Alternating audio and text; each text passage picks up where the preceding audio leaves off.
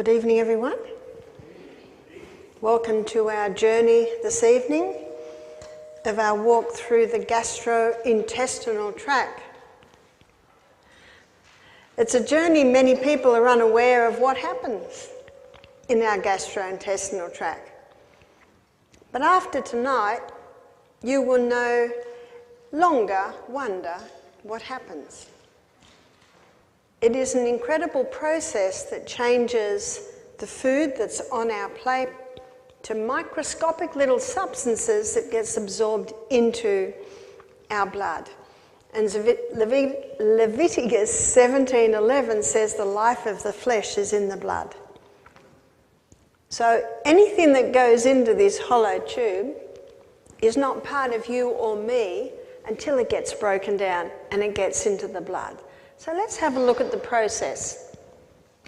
It all begins in the mouth. So the first organ is the mouth. And the pH in the mouth is an alkaline pH. And there are some enzymes that work in an alkaline environment and some enzymes work in an acid environment, as you will see. Now, the mouth is the only part of the gastrointestinal tract we have say over. We have say over what goes in. We have say over when it goes in. We have say over how much goes in.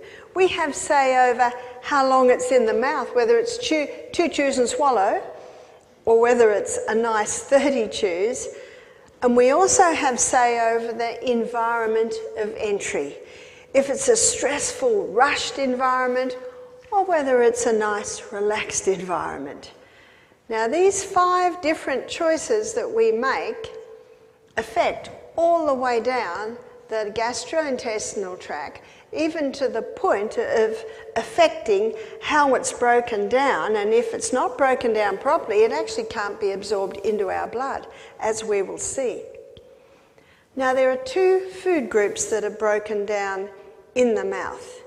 Notice that our mouth has exposed bone, that's teeth, and there's no teeth anywhere else.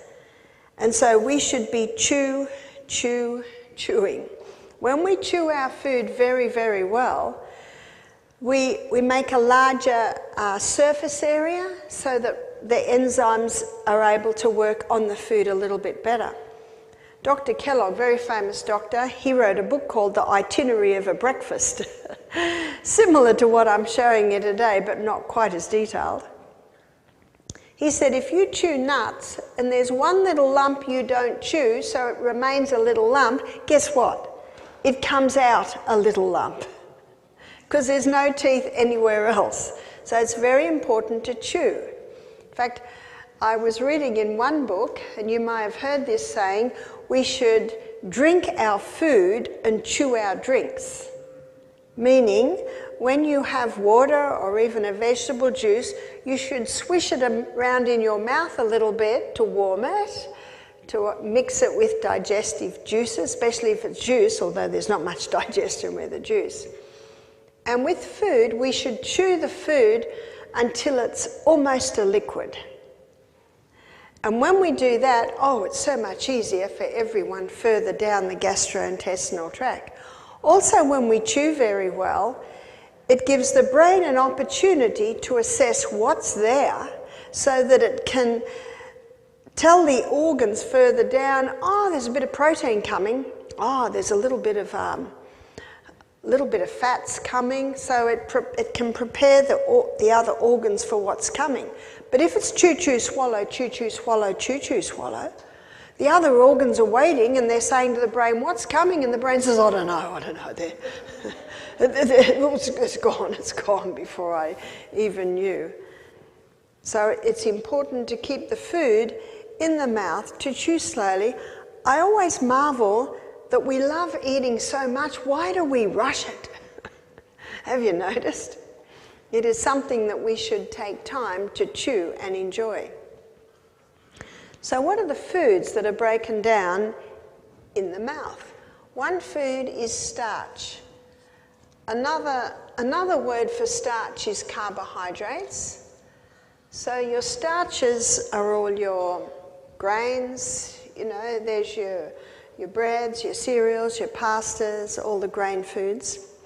And the enzyme is a salivary amylase called ptyalin. So ptyalin is the salivary amylase that breaks down starch. And it is not present in the human mouth until the baby develops molars. The molars come through back here. So the first teeth a baby gets is 4 at the top, 4 at the bottom, and they're called tearing teeth. I also call it taste time, but the core, what traditionally those 8 teeth have been called is milk teeth, because that should be baby's main food, is milk. That should be their main food, because they don't have enough teeth to break down food sufficiently to be able to digest it. And I remember when I had babies, my girlfriends used to say, just mash it up, Barbara. And I used to think that makes no sense to me. It makes no sense at all. Babies should not eat food until they can sit, till they can pick it up and put it in their mouth, and they've got a few teeth. And the type of the teeth are an indication of what they eat. So the first food, which is taste food, should be maybe at the meal table a bit of cucumber, maybe a piece of apple, maybe some pear. I used to give my babies the stalk of a cabbage leaf or the stalk of a lettuce leaf, a stick of celery. And it takes them such a long time. So by the time you've finished your meal, they're just about through theirs. It's taste time. I remember my little grandson, he was only about 8 months, and he had a piece of cucumber, and I think he had 3 teeth.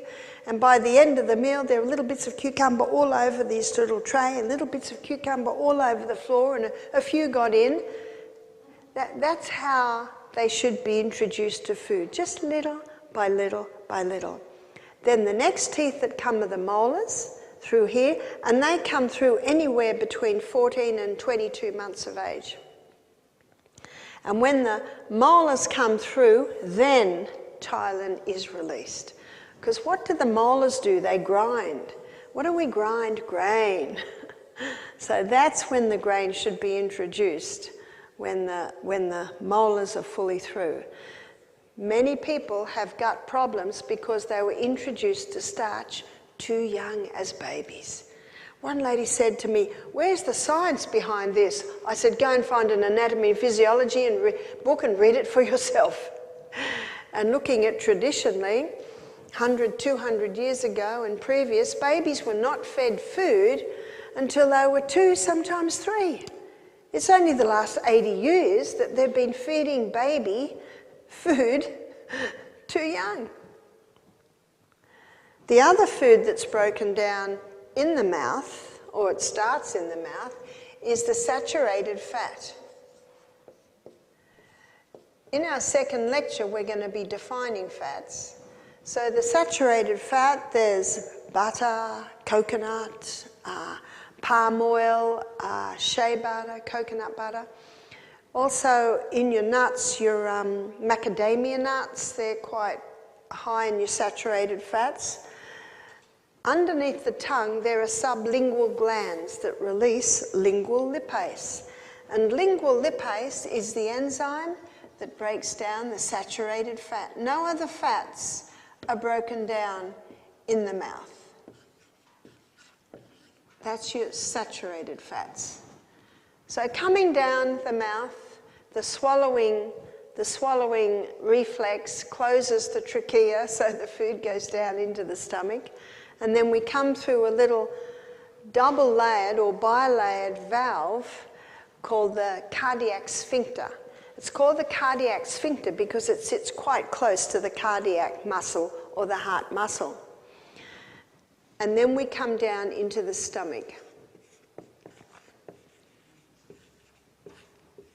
Now, some people suffer from a condition called reflux or heartburn, GERDs, where the acid, because the stomach is a very acid environment.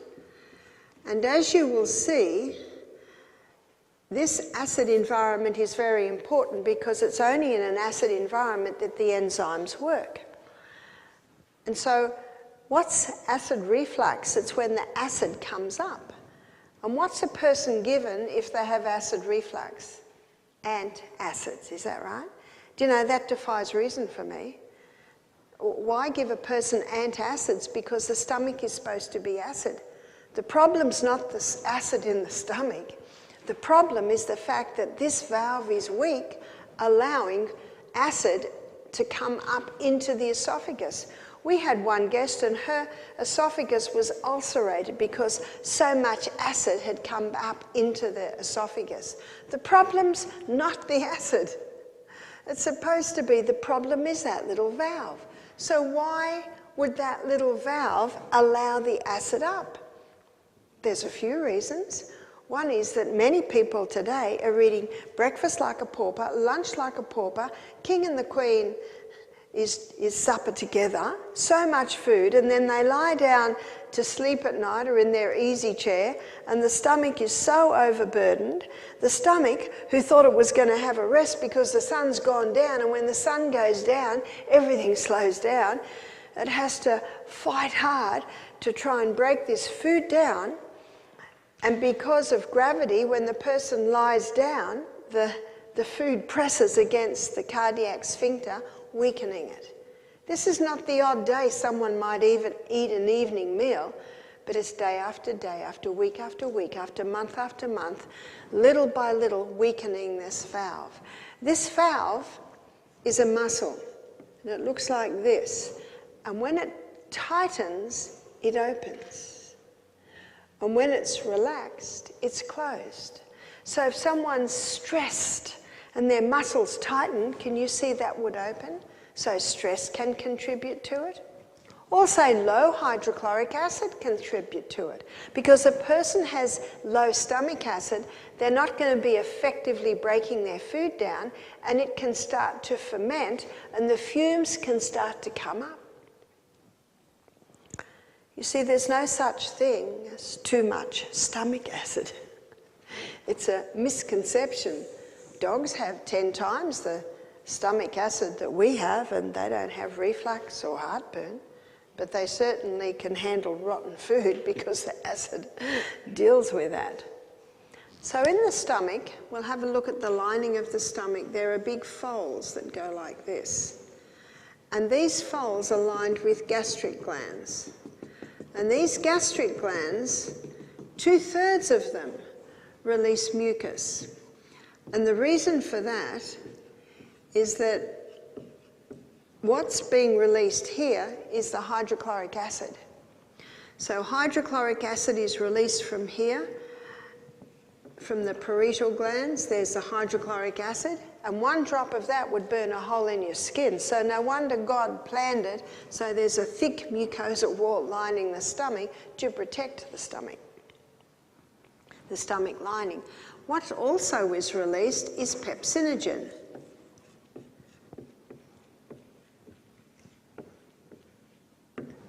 These two unite, but they only unite in an acid environment, and they release pepsin.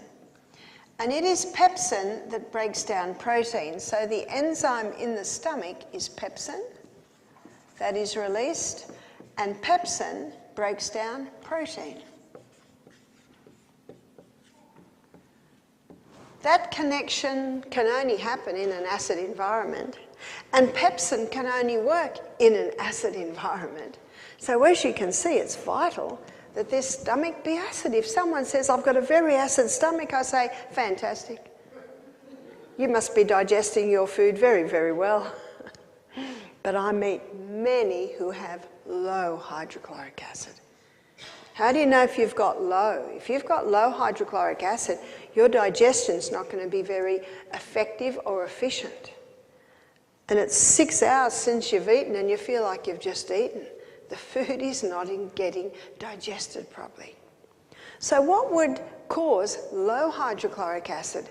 Drinking with the meals, that waters down the acid. Eating every couple of hours, exhausting the acid. Stress, worry. Do you feel like eating when you've just had some bad news? No, our emotions also affected.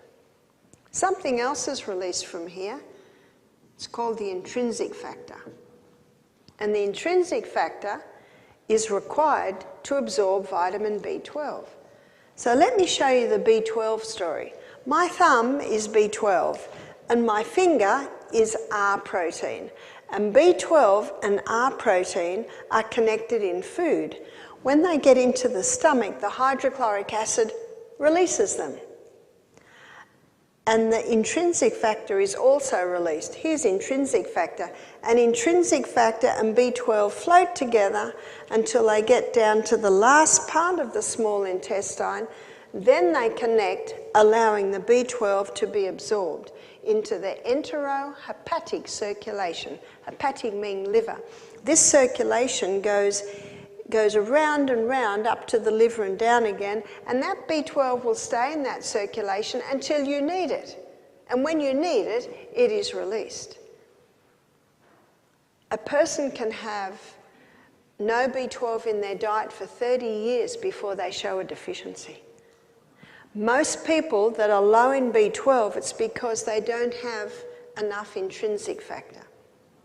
Why wouldn't they have enough intrinsic factor? For the same reason, they've got low hydrochloric acid. And by the way, if they've got low hydrochloric acid, then B12 and R protein aren't released. So what would compromise the release of these digestive glands? Eating every couple of hours, drinking with the meals, stress with the meal, eating huge amounts of food at the end of the day so your poor old stomach gets overworked and exhausted. How many Americans do all of that? Many people are ignorant, not realising the effect of that lifestyle on the gut. And again, it's not just once or twice, it's just every day, every day, every day, every day that these things are happening. I read a very interesting book a few years ago by Dr. William Beaumont. And Dr. William Beaumont was called to an accident in the early 1800s. It was in a trading store, and a young man named Alexis St. Martin, he was only 18 at the time, he'd sustained a gunshot wound to the stomach, and it had blown part of his stomach and his ribs away. The doctor assessed him and said he would not live, but he did. And every day the doctor attended him in the hospital and he began to revive. Twice, a big tumour rose in the area, burst, a whole lot of pus came out, and a 2-inch piece of rib. Why did the body make a tumour? Isn't that interesting? To get rid of that piece of rib. We looked at our immune system on Thursday, didn't we, and the white blood cells that are made. But as Alexis St. Martin healed, he ever after had a little hole in his stomach. It was like a mouth and it had a little flap over it. The book was written in 1833. I'd heard about this book and our secretary put it into Amazon and they found me a book in a southern college. Charged me 20 cents. I think it cost $20 by the time I got the book in Australia. But fascinating book. The first third of the book is the story. Alexis St. Martin lived till he was 80. He married, had children, but after his accident, he stayed with Dr. Beaumont for a couple of years. And Dr. Beaumont, he saw his opportunity. He'd get a piece of thread with a bit of food on it and put it in the hole, leave it there an hour, take it out, have a look at it. Leave it in a few more hours, take it out, have a look at it. And he found that digestion took 3.5 to 4 hours. He also found that the stomach loves a rest of 1 hour. So that should be 5 to 6 hours between meals. And I find it interesting that traditionally people have been told to eat every couple of hours for the last 30, 40 years. But in the last 5, 6 years, they're now suggesting time-restricted eating. Have you had a look at time-restricted eating? It's from the same authors that put together the 5-2 diet or the intermittent fasting. And that is eating twice, 6 hours apart in a 24-hour day. And they are finding with this time-restricted eating, diabetics are managing their blood sugar levels better, people are losing weight, people are sleeping better. There's a whole lot of benefits from this. And when you understand what Dr.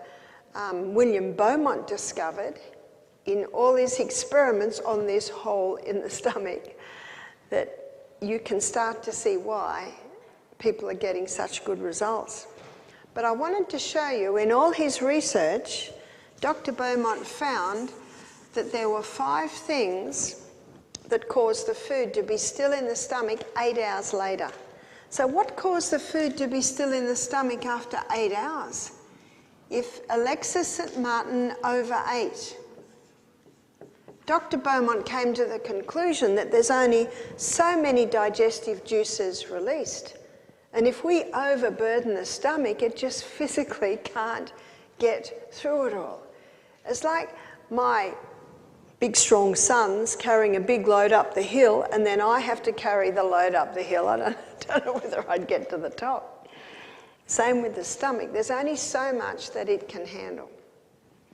That's why you are better stopping before you feel really full. You're best to stop just when you're feeling comfortable. If Alexis St. Martin often ate, so most of the time, especially in the early 1800s, most people ate and then went to work, or ate and went to school. This eating all day long that came up in about the 70s, 80s, I think, I wonder if it was being put forward by the fast food people to encourage people to eat all their food. He found that this pyloric sphincter, the little sphincter at the end of the stomach, it seems to have sensors, and it can sense when the food's broken down. And when the food starts to get broken down to the right state, it opens. But let's say a couple of hours after breakfast, someone has a cup of tea and a biscuit, or a cup of tea and a sandwich, or maybe they're really healthy and it's an apple and a handful of nuts. No matter what it is, pyloric sphincter says, shut the gate quickly, something's just come in, it's not broken down. And it'll stay shut until this, bit by bit, gets broken down. Joining this, then it can open again, and a little bit more goes through. And then a couple of hours later, lunch comes in. Shut the gate, quick, shut the gate. And so at the end of the day, 8 hours later, there can still be a bit of breakfast still left in there. Also, one of the other things that caused the food to be in the stomach 8 hours later was large fluid with the meal.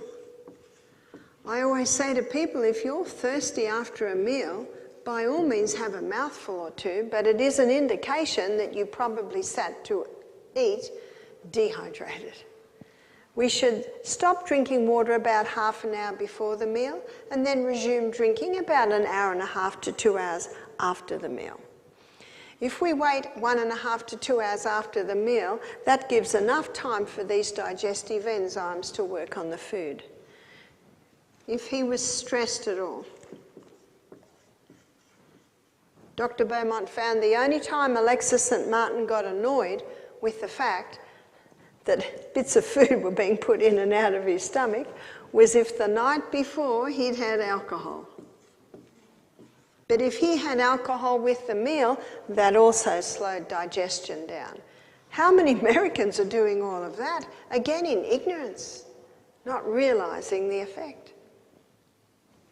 What they have found, long-term antacid use is contributing to colon cancer because the food's not getting broken down because there's not enough acid.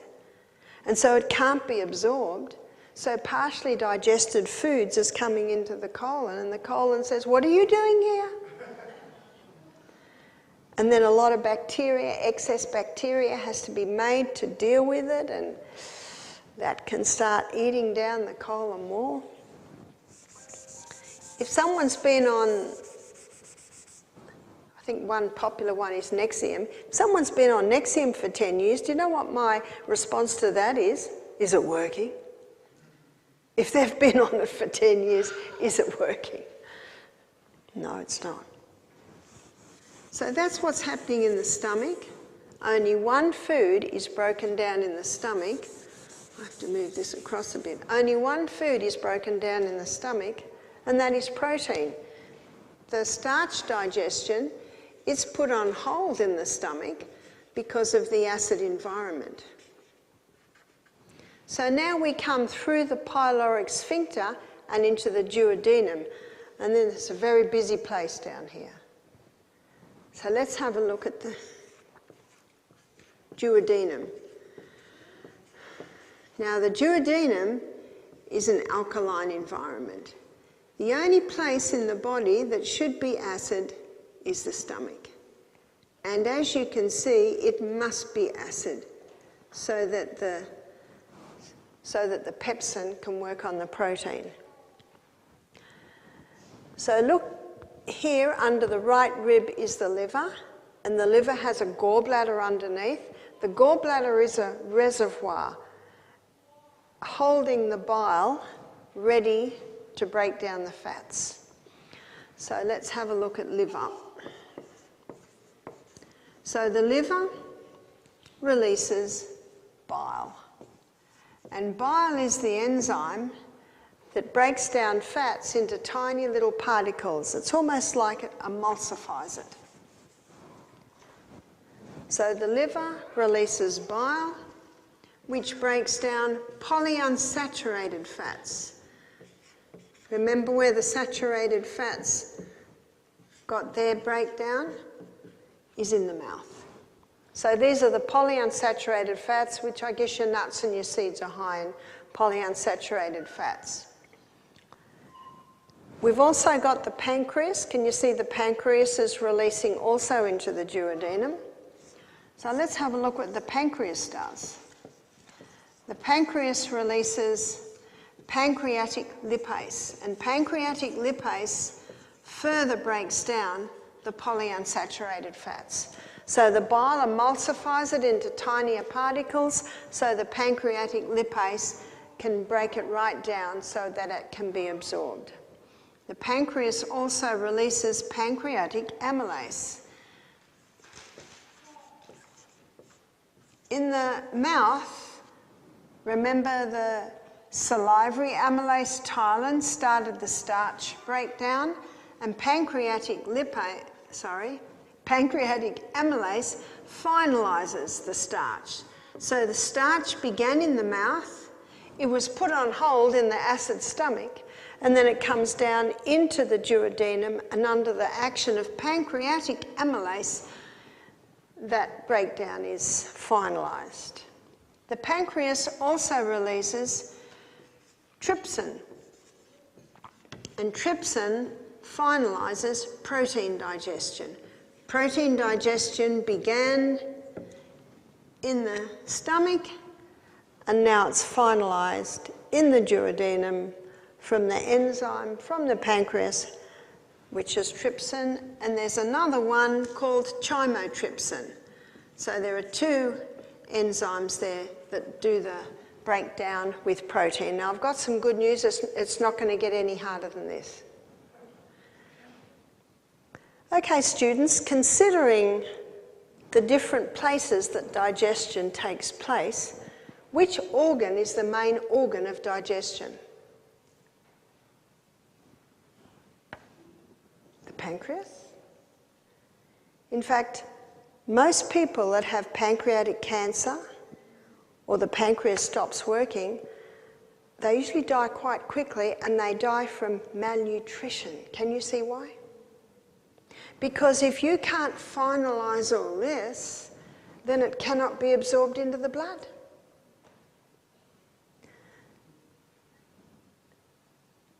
The enzymes that break down protein are called proteolytic enzymes. So what's a proteolytic enzyme? Proteolytic. Proteolytic enzymes are pepsin, trypsin, and chymotrypsin, because they're the three that break down protein. But God, in his wisdom and mercy, put some proteolytic enzymes in foods. and one is in the core of the pineapple, and it's called bromelain. Bromelain is a proteolytic enzyme. Now, you don't have to eat 3 pineapples and 3 cores with every meal. But whenever I eat a pineapple, I always eat that little bit of core. And the core's pretty tough. But if every slice, and then you cut the slice into quarters, and everyone just gets a little bit of the core, that's much easier. I was eating with a family recently, only a couple of weeks ago, and I noticed the father, who the day before had told me he had an inflamed pancreas, I noticed that he put his pineapple core aside, and I said, excuse me. I said, that is very good for your pancreas. It's a proteolytic enzyme. He said, really? And then he ate them. He didn't know. But you can buy supplements that have got bromelain in them. Also papain. Papain is an extract from the papaya or pawpaw. So you can buy tablets that have got enzymes in them. So anyone with pancreatic problems should be on proteolytic enzymes, and you can buy them. But be cautious, because some of them have porcine in it, which is from the stomach of the pig. That I'm not interested in that. You will also find some enzymes. They're sometimes called pancreatic enzymes or digestive enzymes, and they'll have bromelain and papain, and they also have some other enzymes that have been created by culturing foods.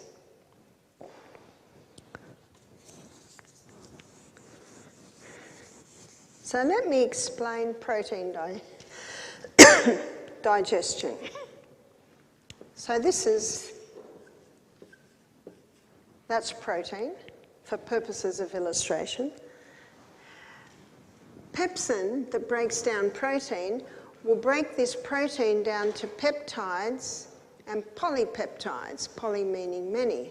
Now, the peptides and the polypeptides come down into the duodenum, and trypsin and chymotrypsin break the peptides down to amino acid, and the polypeptide down to amino acid and peptide, and then amino acids. It's only as amino acids that it can be absorbed into the gut. Now, let's say the person's drinking with their meals, eating all day long, having the largest meal at the end of the day, and hydrochloric acid is low. Some proteins may get down to the duodenum. And the pancreas says, what are you doing here? And he says, they're drinking with their meals, they're eating all day long. And trypsin and chymotrypsin do the best they can. That they might only be able to break this down, the protein down, to peptides and polypeptides. And so as it floats down here, and by the way, all of our food, all the nutrients in our food that we are going to be able to use are absorbed halfway down the small intestine. So it's floating down here, and the small intestine says, what are you doing here? We can't take you. You're not broken down. We can only take amino acids. And they said, oh, we're terribly sorry. Trypsin and chymotrypsin did the best they could, but things aren't happening well in the stomach.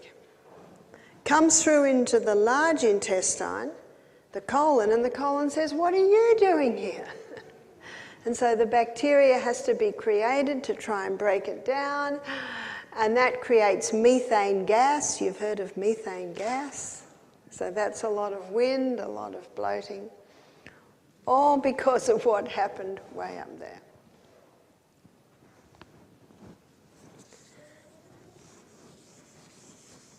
So how can you boost hydrochloric acid if hydrochloric acid levels are low? If hydrochloric acid levels are low, my suggestion is to drink 8+ water between meals. Remember, little by little by little. Try and have 2 or 3 glasses before breakfast, and stop half an hour before breakfast. if it's 15 minutes to breakfast and you need more water, try and have a glass of hot water or very warm water with a bit of lemon, and it'll be absorbed a bit quicker. You'll get away with that. And then try not to drink water again for an hour and a half for 2 hours. Chew very, very well. Make sure you're in a very pleasant environment when you eat. And there are a few things you can take that will boost your digestive enzymes. The old saying, bitter to the mouth, sweet to the stomach, and sweet to the mouth, bitter to the stomach. A lot of sugar, a lot of sweet things can cause a little bit of fermentation to be happening. But if you have bitter foods, the bitterness in the mouth gives a message to the brain to release more digestive enzymes. And so hot ginger tea, that's a sweet bitter, or you could even have some real bitters in there with dandelion or St. Mary's thistle. Even just 15 minutes before the meal, the hot bitter tea can boost the release of the digestive enzymes. The juice of a lemon before the meal, that's a little bit of a bitter. Cayenne pepper, 1/4 teaspoon of cayenne pepper in a little bit of water just before the meal. They're only little bits of water, so they're not going to make a difference. But that cayenne pepper will wake anything up. So now we come to the grand finale of digestion. Lining the small intestine are villi. And these villi have a lacteal. The lacteal, that's right up the middle of the villi, and this lacteal is part of your lymphatic system. Then all through the villi is the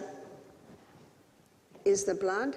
Remember, the food that you eat is not part of you or me until it gets broken down into tiny little substances, and then it can get taken into the blood. Lining the small intestine is a thick turf wall. And this thick turf wall is made up of Lactobacillus acidophilus bifidus bacterium. Your healthy or your friendly or your natural bacteria, often called the microbiome, that's what it's often called now. And that gut flora is responsible for the final breakdown. It particularly releases the B vitamins. So that healthy bacteria, healthy flora is helping with the final breakdown of the food. It's responsible for the absorption of our food out of the gut and into the blood. That bacteria also plays a protective role. It protects the blood from any harmful pathogens that might be in the gut. And it also nourishes the cells that line the gastrointestinal tract. How important it is that we have a nice level of gut flora. That's why your cultured foods are important. That's your sauerkraut, there's your miso, there's your yogurts. You get some very nice almond yogurts now. They help to maintain this healthy environment in the gut flora. What would break it down? Antibiotics break it down. One writer said, taking an antibiotic is like dropping a bomb in the gastrointestinal tract. What did the atomic bomb kill? Good and bad alike. And that's what antibiotics do. They're not selective, they just kill. I'm so glad that God gave us herbs. In Psalm 104 verse 14, the Bible says that God gave herbs for the service of man. They're there to serve you. They don't kill you off.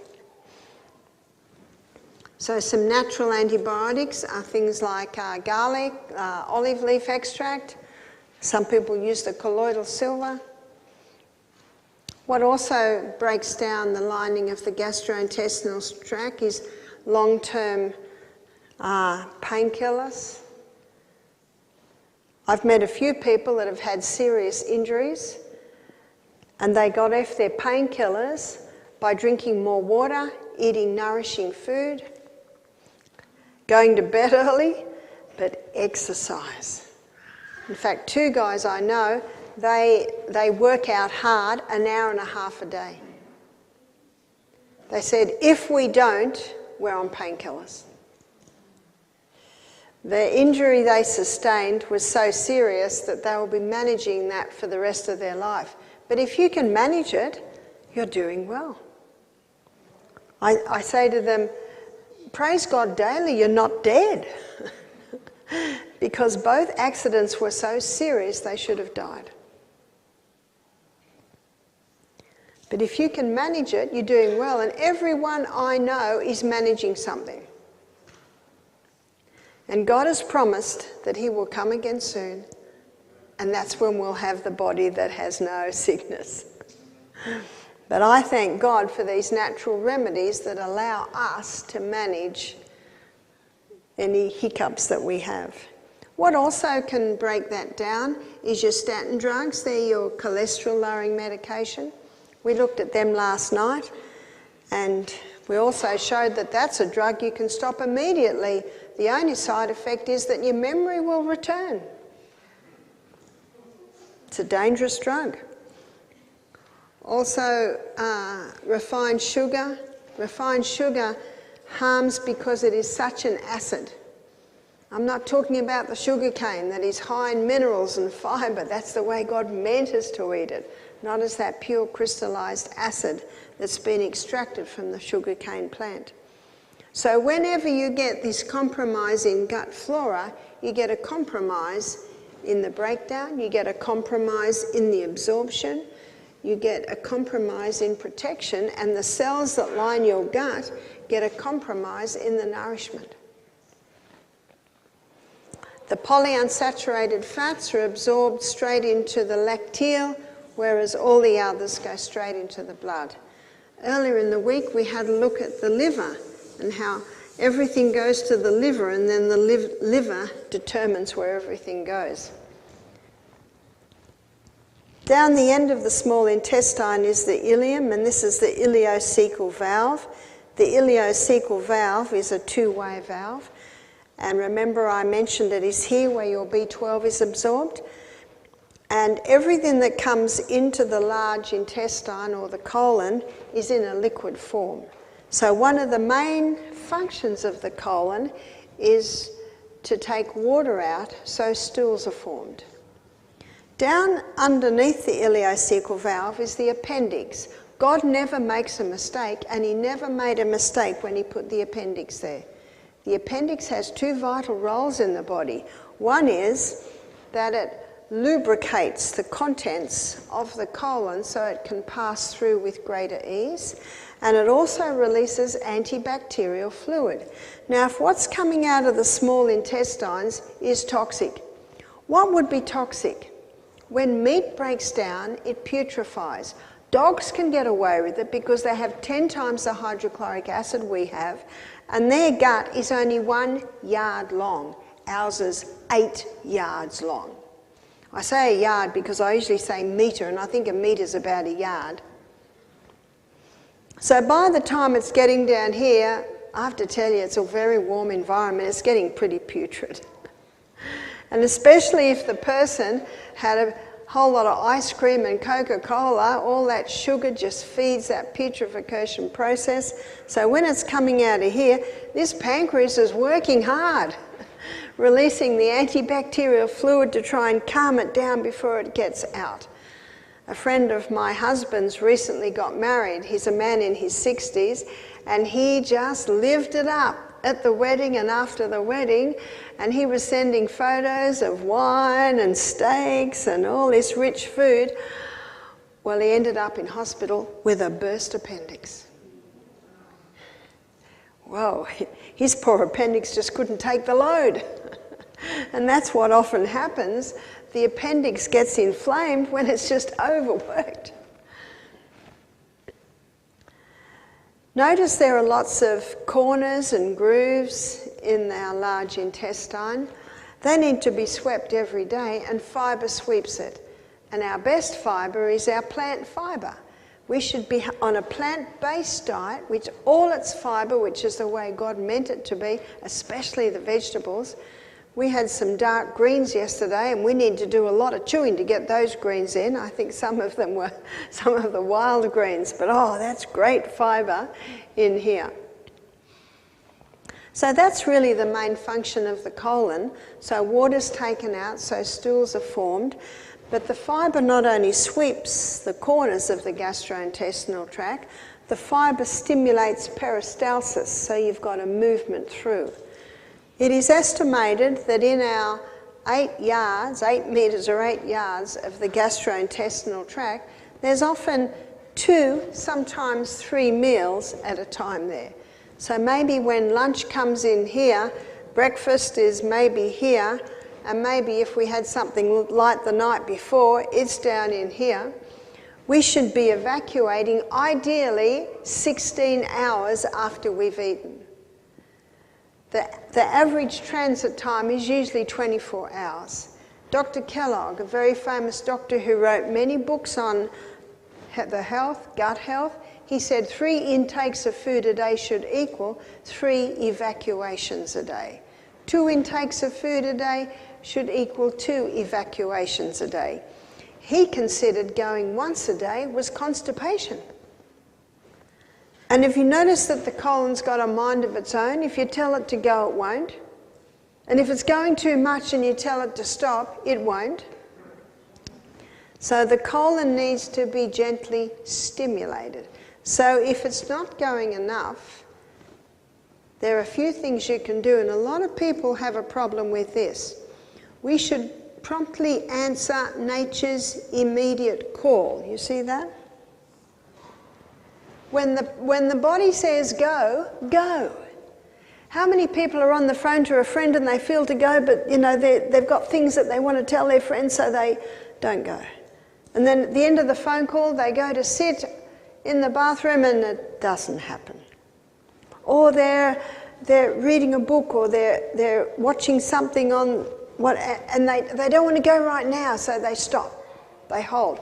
And I'm so glad that we have the ability to hold, because that prevents accidents. And there's a little muscle called puborectalis right at the end that just holds the last part of the colon up. But unfortunately, that is often abused. So if you feel to go, it's because there's pressure here. And if you don't go, then the contents goes back here. And what's happening? More water's being taken out. So please promptly answer nature's immediate call. When the body says go, we must go. So that's one point. Another point is drink adequate water. If you're dehydrated, more water gets taken out than should be taken out. Exercise. Exercise massages the colon. So when you're jumping on the rebounder, look at your colon. Every jump, it's moving. When you're walking, the colon is moving at every step you take, especially your Pilates type exercises, you know, your core strengthening exercises. All those moves massage and strengthen the colon. It is also important to eat the high fibre diet. But what if you're doing all that and still the colon's only going once a day, sometimes once every 2 days? You can take some herbs. I'm going to give you the recipe for a herb tea. This is in my book. We call it colon tea, and we've been using it at our retreat now for about 18 years with great success. It's 1 part cascara, and it's 2 part licorice, and it's 3 part buckthorn. Buckthorn is a bark, as is cascara, whereas the licorice is a root. Cascara is very bitter, buckthorn's not so bitter, and licorice is quite sweet. So it's a bittersweet tea. So you mix up these dried herbs, and then the rule of thumb is 1 teaspoon to 1 cup of water. And then it has a gentle simmer, because whenever you've got roots or barks, you need a gentle simmer there. A gentle simmer on a low heat, about 10 to 15 minutes. The dose is to take 1 cup of that tea before you go to bed at night. And most people will find that in the morning they will go. If by the middle of the day the person hasn't gone, they can have another cup of tea.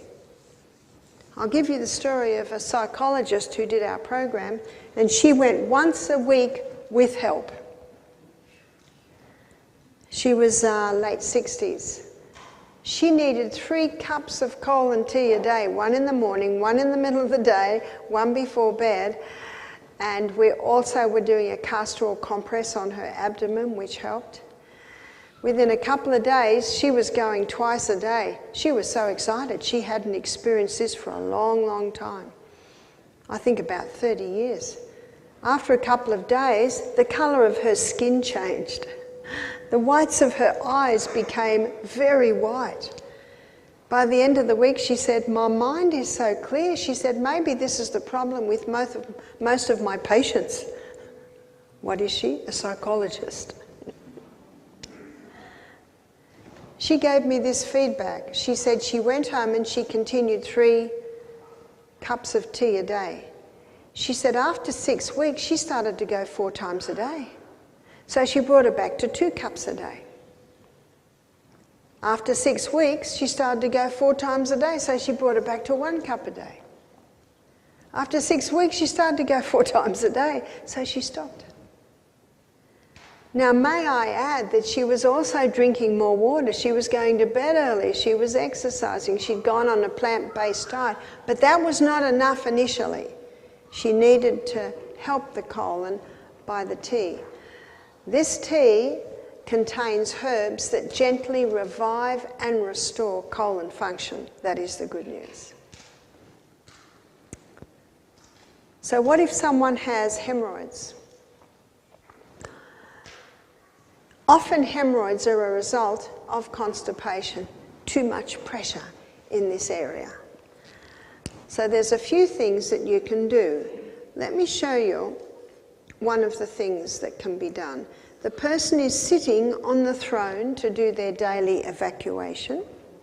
And when a person sits on the throne to do their daily evacuation, that little muscle remains taut. Now, as you can see, things can get through. But if they sit every day with a little stool in the front of the throne so that their knees are up in the squatting position, that causes puborectalis to relax.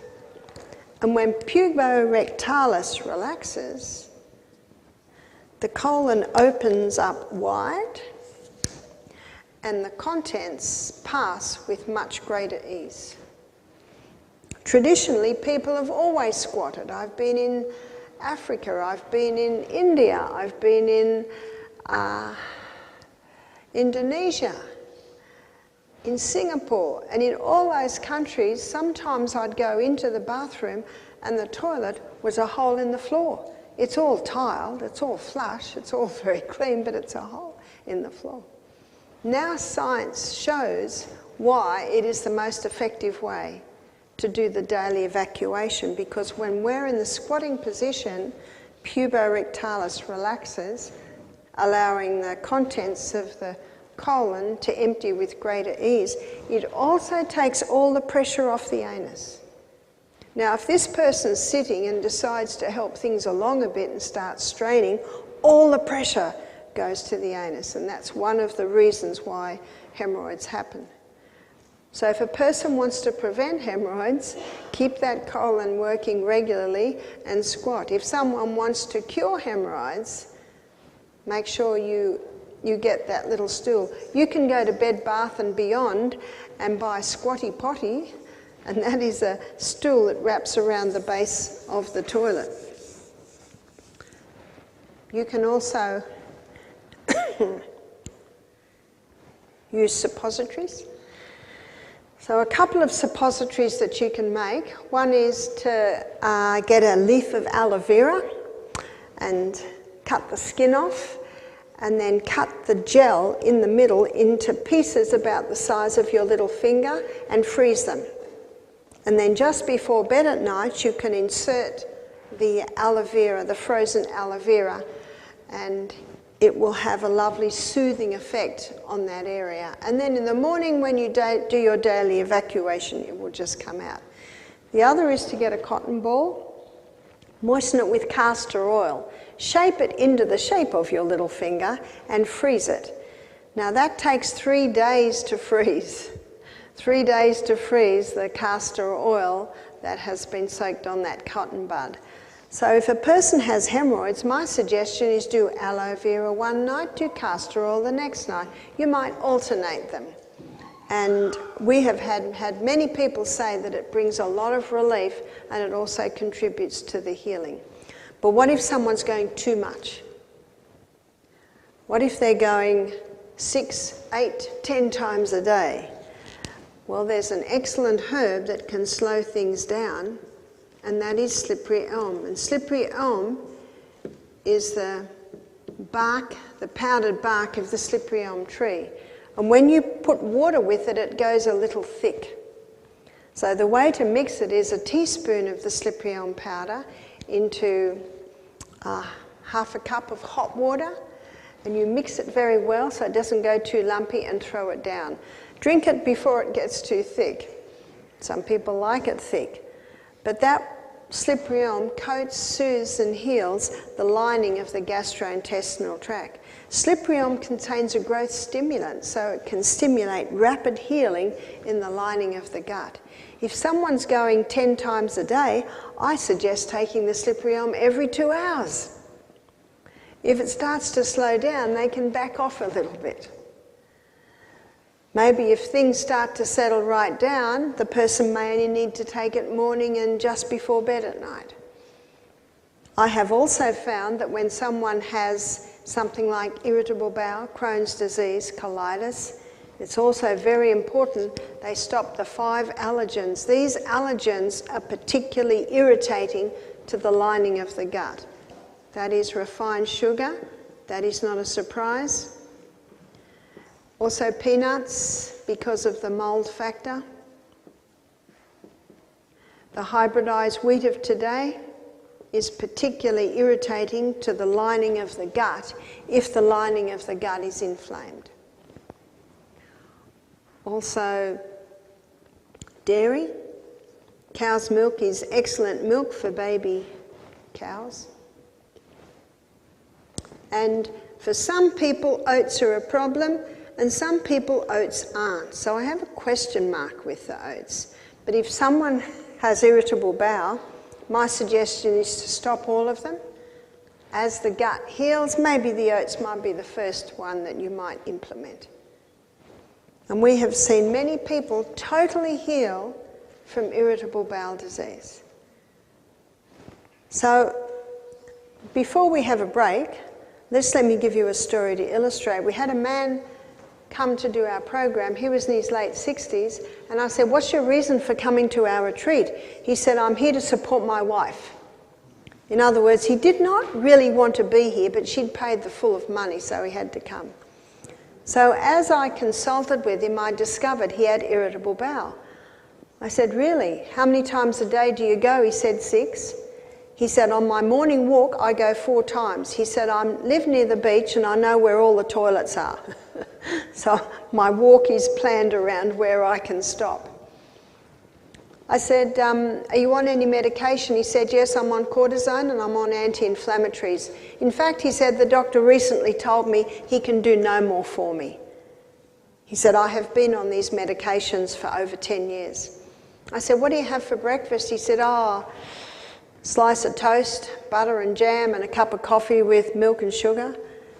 Well, we've got a few ticks there. I said, "What do you have mid-morning?" "A cup of coffee with milk and sugar and a biscuit." "What's the biscuit made out of?" "Yes, dairy and wheat and sugar." "What do you have for lunch?" "A sandwich with ham and cheese and another cup of coffee and my wife's sugar biscuits." "What do you have at night?" "I'll have a big steak and I have maybe some pasta He said, I really like ice cream with chocolate flavouring. There, we've got a lot of sugar there. And then he said, I have a cup of coffee, but I really like having 2 Jack Daniels at night. I said, aha. Well, at the retreat, we don't serve any of those things. I said to him, do you mind if I try a few things? He said, no, I've got nothing to lose. The doctor can't do anything else. So we gave him Slippery-Om 4 times a day. We gave him Slippery-Om at 8 o'clock, we gave him Slippery-Om at 12 o'clock, we gave him Slippery-Om at 6 o'clock, and just before he went to bed, we gave him another dose. The next morning when I saw him, he said, I don't know what that stuff is. He said, but I've only gone 3 times this morning instead of 4. The next day, Tuesday, he came up to me when I came in at about 8:30. He said, I'm not bleeding from the colon anymore. He said, I haven't got the cramping anymore. He was just living with this. This was on all his medication. So by Thursday, he said to me, I only went twice this morning and another time in the afternoon. I have no more bleeding, I have no cramping. And I said to him, because you're going so well, would you consider, and I said, I have no say over this, it's your choice, but if I were you, I would consider stopping your anti-inflammatories. Now, if he stopped his anti-inflammatories and he started going 10 times, you've got a choice, go back on the anti-inflammatories or go back on half the inflammatories or start taking Slippery-Om 10 times a day. See, the beauty of being at the retreat, he could try these things. It didn't have any effect because his gut had settled down so much, the stopping of the anti-inflammatories didn't affect. When I was having the final consultation with him, I said, well, this is great news. You're off your anti-inflammatories. The colon settled right down, no more pain, no more cramping, no more bleeding from the colon, and his stools actually had form. And he was going 3, maybe 4 times a day. I said to him, you've got a choice now. You can work with your doctor or you can do it yourself, but I'd look at starting to ease off your cortisones, but you have to do that very, very slowly. So if he's on 20 milligrams of cortisone, he has to go down to 15. And then maybe 3 weeks later, down to 10.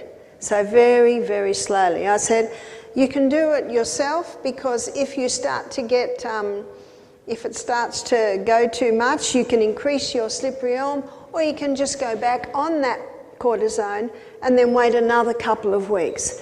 But little by little by little, he had the opportunity to come off it all. He went home a very happy man. But on Sunday morning, this was the last day, Michael and I have breakfast with the guests Sunday morning. He came running up to me. He said, I've just gone on my morning walk and I haven't gone. He was just so excited. Now, do you remember why he came to our retreat? Just to support the wife. That's all. It's wonderful to see experiences, and so many that I have seen, of people giving the body the right conditions and seeing the body heal. So I trust you've enjoyed our journey through your gastrointestinal tract, and I trust you have a little bit of a deeper understanding on how it all works, because then we automatically have the knowledge on how to treat it.